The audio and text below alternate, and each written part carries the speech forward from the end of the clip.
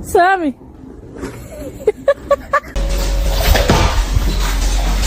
On March 3rd, my youngest daughter, Barbara, was...